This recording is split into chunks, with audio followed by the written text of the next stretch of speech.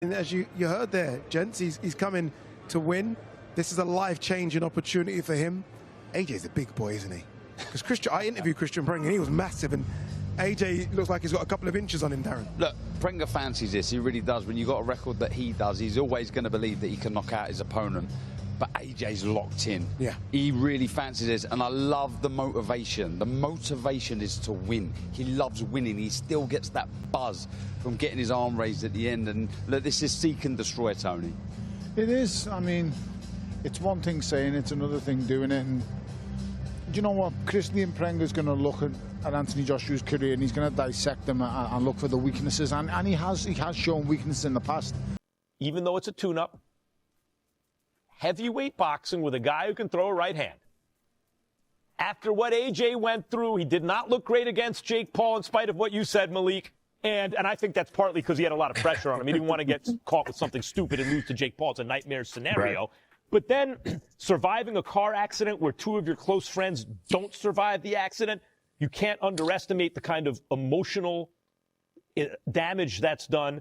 And your first fight back, you don't want to jump right in with Tyson Fury, but he's fighting a 6'5" guy who can throw a right hand. Like, it's not like, you know, stranger things have happened. What are your thoughts on the tune-up? One, Anthony killed this guy. Listen, a lot of questions, blah, blah, blah. Only one, my athlete answer. Should be fighting Tyson Fury next year? I want this fight. Yeah, I want this fight. Listen, if I do, I very I will try to help. Yeah, I will try to help. Joshua is training with your team. This is right. Yeah. Yes. I don't think he's anywhere near AJ's level, and this is why this kind of fight is dangerous, is because he doesn't have a name. He's a puncher. He's 6'5". He can get to AJ's chin, and if he does beat AJ, you just blew up the biggest fight in boxing. I don't think he will beat AJ. I think AJ should probably stop him inside of 4 rounds. I hope AJ don't fall into this, man. I thought AJ was going to fall into when he fought against Jake Paul, and he didn't. He came in, he wiped that man out. He wiped him out. He followed the script until he didn't. He followed the script until he didn't. You know, but, you know, I expect AJ to go in there and do the same thing. Yeah, we want a body, AJ. Yeah, for sure. And if you don't, it's not gonna make the Fury fight any more better. It's not. It's not gonna make it any more better. Because Fury was supposed to give us that, and he didn't give us that. And then if you go in there and you lay an egg, and you don't give us what we're supposed to get, I don't really care about the Fury fight. The boxing world is split right down the middle, as experts step in with bold predictions for Anthony Joshua and Kristian Prenga, setting the stage for a fight nobody can agree on. First of all, I agree with you. It's fantastic to have him back. I think Prenga is in trouble. Just straight out there, I think AJ goes out there, and it looks like a Nagano performance to me, where he'll size him up with the jab and let that booming right hand go and devastate Prenga, who obviously has a punch. But I saw when Anthony Joshua took his sunglasses off yesterday, I saw Prenga realise his throat moved, and I saw him realise that he's in with a very, very devastating and serious guy. With hunger in his eyes, Joshua stays locked in, every step measured and sharp, each move carrying real intent to overwhelm Prenga from the opening bell. It is. I mean, it's one thing saying it, it's another thing doing it. And do you know what? Kristian Prenga's going to look at Anthony Joshua's career, and he's going to dissect them and look for the weaknesses. And he has shown weaknesses in the past. That's the first time I've seen Anthony Joshua in a long time be wanting to snap and bite at people. Yeah. And I said to Adi before, I said he's going to be on the front foot here verbally, the way he's connected to him, and I just feel he's laid the gauntlet down to Prenga. And he's letting them know, on no uncertain terms am I going to play around with you. I'm going to take your head clean off, and as fast as I can possibly do it too. And AJ's moods even changed a few times in this face-off. The glasses have come off, the eye contact is still there. I think this is what he wanted. Standing across him is a fighter who moved from kickboxing, carries 20 knockouts, and brings size that Eddie Hearn believes helped finalize Joshua's fight. It's 20 wins, 20 knockouts, right? I've got to sell a fight. We know that we're not picking this guy because he was once a unified world heavyweight champion, because he has a string of fantastic wins. But I need a big, strong lump that can punch, and he's dangerous, and he's coming to win. And that's where we pick Prenga. We don't, by the way, we pick Prenga to win, as in, we must win. Like, I'm not picking Prenga so it's a 50-50 fight. And by the way, if AJ gets beat, it's all over. Forget the Fury fight, like the career's virtually done. Do you know what I mean? So this is, and That's these the guys... pressure he needs at walking to that ring. Someone who can bang and someone who can But Tone, you've got to fight someone. Of Yeah, course. I mean, this is what keep. But the worst thing to do what would they be say, listen, get a I Jermaine remember. Franklin. Yeah, but I remember. The worst thing. Dave Allen, who was once in talks to face Kristian Prenga before ultimately fighting Arslanbek Makhmudov, has now shared his prediction for Joshua's upcoming clash. I asked to watch Prenga last October. I got Makhmudov instead. That was a bit of a change, wasn't it? Yeah, I wish I watched Prenga. I bet you do. I was matching myself at the time. I said to Ed, can I watch Prenga? He said, probably not. So I would think it's probably a safe match for Joshua. But I think this is what he needs. Like I say, a training camp is what he needs more than the fight. He's got a lot of experience. I don't think he needs necessarily more fights. But I think Joshua wins inside 2. Okay. Tony Bello believes the fight will not go beyond the 3rd or 4th round, with Joshua taking control early and securing a knockout over Prenga. In his view, the gap in experience, power, and overall boxing ability is simply too wide to ignore. Bellew expects Joshua to stay patient, break Prenga down, and end the contest before it ever becomes competitive, proving why he remains one of the division's biggest names. I think this fight's going to be over pretty quickly and pretty brutally. Prenga, while he can punch, I don't think he has very much going forward. He's going to be going backwards, and I just think AJ lands pretty quickly and it ends even quicker. The expectations are similar to what surrounded Joshua's fight with Jake Paul. Fans are once again anticipating a quick finish, hoping the bout ends within 2 to 3 rounds. But if Prenga manages to push it past 6 rounds, could that signal a decline in Joshua? Critics are already weighing in, and Carl Frock shares his view. According to him, what Joshua can deliver will be revealed in the opening days of preparation. If then Prenga goes 6 rounds with AJ, not that he will care about the criticism, but you think on a face value that that's an opponent that you go in and you deal with relatively easy in a couple of rounds, right? He's a little bit of an unknown quantity, Prenga, even though he's, like you say, if you look at his career, he's not fought anybody. He's got 20 knockouts in 20 wins, so he looks like he's a puncher, but who's he punching? You know what I mean? I think everyone's missing the point purely about this. But AJ can go in there and get a few rounds, go through the motions, see how he feels in training camp. He's still got to do a training camp. Still got to get through all the camp. That's that's the answer. And then he'll know if he still fancies it, if he still enjoys the game. It's a 12-week camp with a new team. How do you respond in hard moments in sparring? Carl Frosch believes Joshua will show his true level even during training camp, where every detail will be under scrutiny. Meanwhile, Tony Bellew praises Joshua for still stepping into big fights at a stage when he no longer needs the money. In their view, his continued commitment highlights the speed, grit, and fighting spirit he still carries. It's a long time to keep asking yourself when you go to bed at night and your aches and pains and your elbows are hurting, your head's hurting, and you're getting up in the morning, your body's exhausted, you've still got to go and do that run. It's a lot of time to ask yourself the question, do I still want this? Can I be arsed with this? And you have to admire him, because this is a boy who's worth hundreds. Yeah, you don't need the money. Yeah, you don't need the money. Hundreds of millions. So the design needs to be there more, doesn't it? He's not doing it for the money. And he still gets up and does it, and he still wants to fight. It speaks volumes about the man, if I'm being totally honest. Fair play to him, because I only understood that when I retired it wasn't about the money. Once I'd won the world title, I'd fulfilled a lifelong dream and goal, as world champions as we do. Joshua's career has seen plenty of setbacks, from the shocking loss to Andy Ruiz Jr. to the damaging defeat against Daniel Dubois. Yet promoter Eddie Hearn insists Joshua is ready not only to flatten Prenga, but also to face Tyson Fury. With fans demanding the Fury showdown, Hearn explains why Joshua's team chose to finalize a deal with Prenga instead. If we can't beat Kristian Prenga, we don't deserve to be in a ring with Tyson Fury. You don't want yes, someone of course, everybody's dangerous. This guy, I actually didn't know he was European kickboxing champion. That's given me a massive bum twinge, I'll be honest with you. But this isn't a guy who was a kickboxing world champion who's never boxed before. He's got 20 fights, 20 wins, 20 knockouts. Like, he's an accomplished fighter. Now, just because he's never beaten an elite world level guy, guess what? He's never fought one. Yeah. Doesn't mean so we might be bang unlucky, and he might be really, really good. But hopefully, and I believe with what I'm seeing, AJ will go out there and poleaxe this guy. And guess what? Once he does that, he's going to poleaxe Tyson Fury as well. Still, the decision to make this fight instead of the long-awaited Fury clash has sparked plenty of frustration across the boxing world. Most fans expect Joshua to finish the job within 3 or 4 rounds and cannot imagine him losing. However, Wade Plemons warns that Prenga's height and right-handed power could create problems, especially if the Fury fight falls through once again. I think AJ should probably stop him inside of 3 rounds, 4 rounds, right? If we're really talking about the levels of difference here, that's what should happen. But AJ has struggled with punchers and sometimes getting a little comfortable with guys that are below his level that should give him no problems. He's with a new team now. How does the Usyk style work for AJ? Maybe it's just me being a nervous Nelly and worrying more than I should. But this thing is why you don't make fights like this before you get to the finish line. We're over here waving the checkered flag and everybody celebrating that we got the Tyson Fury and AJ fight signed. This guy has no name, has no following, has no business being in a fight with AJ right now.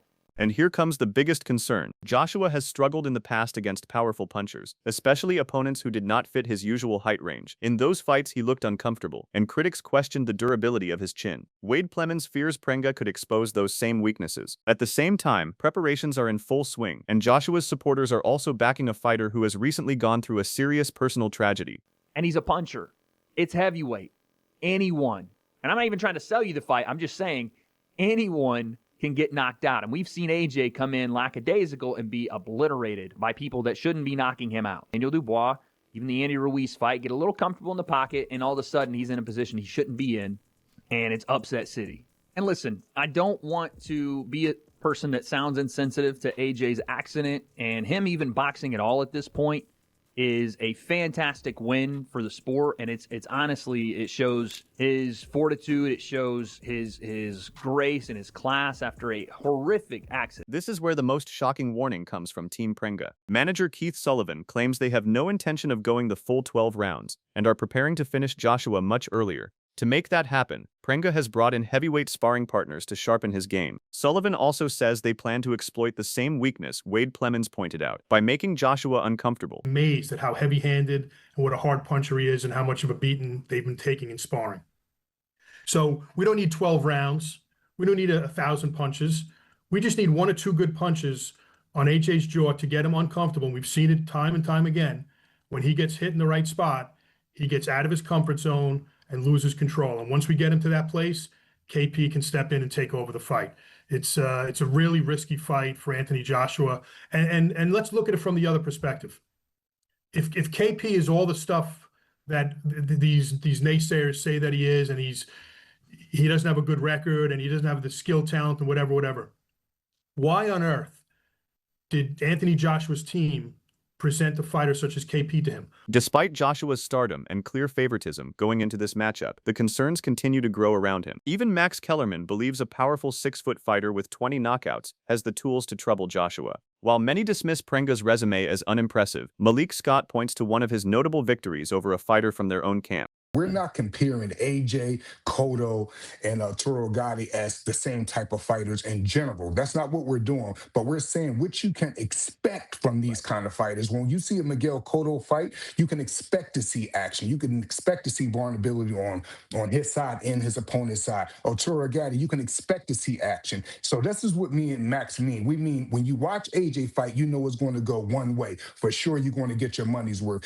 Now, to get to the new opponent that he has, Pringa, I would say the best name on his resume, as far as I can say, and I gotta, shout out my Philly guy, Joey Dueco, who's a tough guy, can be slick at times, and he was able to beat Joey Dueco. Scott also recalls the comments suggesting that Prenga has the ability to give Joshua real problems. Still, deep down, many believe Joshua is a different beast when the moment matters most. There is also a strong feeling that anything can happen in the heavyweight division, making this matchup even more unpredictable and exciting than many expected. Sexy on his resume, like AJ, no, you can't compare that at all. But like Max said, what you can do is compare. We have a big man that knows how to throw a right hand. And guess what, Max? He have nothing to lose. And if this moment don't get to him because he's never been on a stage like this. You know, we could talk about techniques and what's his advantages, but the real thing is how is he going to react to this stage? AJ has been here so many times, and in this case, AJ has a bigger fish to fry, meaning Fury. So we're going to see how Pringa handle it. But he's a big guy with a good right hand. He has nothing to lose, and we've seen funnier things happening in the heavyweight. However, much of that confidence fades after kickboxing legend Peter Fury gave his assessment. In his view, Prenga is nowhere near Joshua's level and does not pose a serious threat. Fury believes Prenga may be in great shape, but this is simply another opponent for Joshua to handle. He also explained that fighters crossing over from kickboxing often struggle to adapt fully to the demands of professional boxing. Do you see Prenga as any kind of banana skin for AJ then, or not? No. I think with his background, and I know what it is working with kickboxers, and we've got an elite level kickboxer, and how hard it's been to transfer him into boxing. I just don't think he's going to pose much of a threat for AJ, to be honest. And he's going to want to work out, though, Peter. He's not going to want to sort of knock the bloke out in the first round. I mean, he probably does want to get a few rounds under his belt, doesn't he? I think he'll have a look at him. I think he'll get behind his boxing. He'll have a look. But unfortunately, you know, I think he'll present his chin a little bit too quick.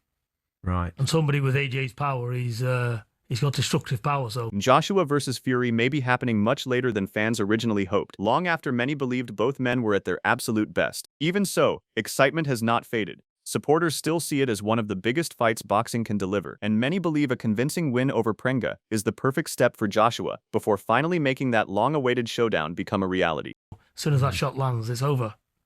Is it any regret, really, you as a boxing fan, as well as someone involved in the game and as a trainer, that we didn't see Anthony Joshua and Tyson fight a lot earlier than this?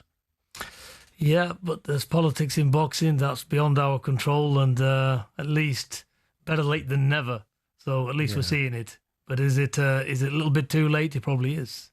I mean, it will be a spectacle. People will want to see it. It will do fantastically well, and the guys will do very well out of it. It's still intriguing. Are you still excited to see it as a fight? Yeah, of course. All the big heavyweight fights and all world title fights, especially with the crowds that will get behind this. It'll be a fantastic spectacle still. Yeah, and as for Prenga versus Joshua, the fight has drawn heavy criticism, with many calling it an insult to boxing and its loyal fans. Tim Bradley goes even further, describing it as a complete mismatch. In his view, these kinds of matchups are being promoted more for entertainment than true competition, suggesting the sport is drifting away from what boxing fans genuinely want to see. Complete mismatch. You know, as far as experience goes, as far as it's everything. You know, this is another charity case. Netflix, y'all got to do better, man. Y'all can't be letting these promoters bully y'all, man, into giving y'all this type of shit. It's trash. It really is. You know, y'all did that with Fury. Fury is supposed to, y'all paid for a body and y'all didn't get it. You know, at least Anthony Joshua, over the last couple of charity cases he didn't have, there's another one. Jake Paul was a charity case. Who else? Ngannou was a charity case. Adding another layer to the debate, even Usyk has faced criticism for previously sharing the ring with Rico Verhoeven from kickboxing. Tim Bradley argues that Prenga is another crossover fighter who lacks the experience needed to compete with Joshua. Still, some believe Prenga has better ring awareness than Rico, and in the heavyweight division, one punch can change everything, making an upset impossible to rule out. This one for sure is a charity case. And the crazy thing is, another kickboxer. Yeah, kickboxers are looking smooth right now. They look, hey, they proud. Oh, hell yeah. And they got a lot of right to be. You know, saw what happened with Usyk. You know, this dude is a two-time world champion in kickboxing that, you know, Anthony Joshua's facing. He got ring awareness, got some skill, you know, but don't have the experience. I feel don't have the experience, especially for a guy like, you know, Anthony Joshua. Or he shouldn't, or he could surprise us. Could surprise us because for some apparent reason, man.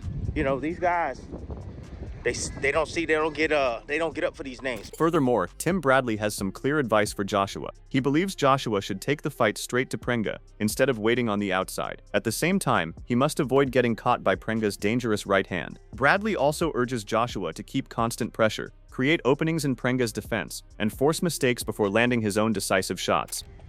And you start hitting him hard, and you bag him in the corner, he gonna tuck up in that high guard, that dummy defense, and he just gonna he just gonna take it. Adding to his assessment, Tim Bradley says this fight hardly deserves deep analysis because, on paper, it looks like a straightforward win for Joshua. Even so, he warns Joshua not to treat it like a cakewalk. Instead, Bradley believes he should prepare harder than ever, stay fully focused from the opening bell, and avoid giving Prenga any opportunity to turn a comfortable matchup into a dangerous surprise. That's it. Oh, he gonna try to come back. But, again, you got too much experience, AJ. You got too much understanding of boxing, bro. You know, don't get reckless, because he does got pop. But just take it to him, bro, and it should be easy. Easy work. Anyways, Tim Desert Storm Bradley, a little bit of analysis. But this fight really don't need no analysis, people. Just should be a cakewalk. A cakewalk. You know, but don't train Anthony Joshua like it's a cakewalk. You got to be ready.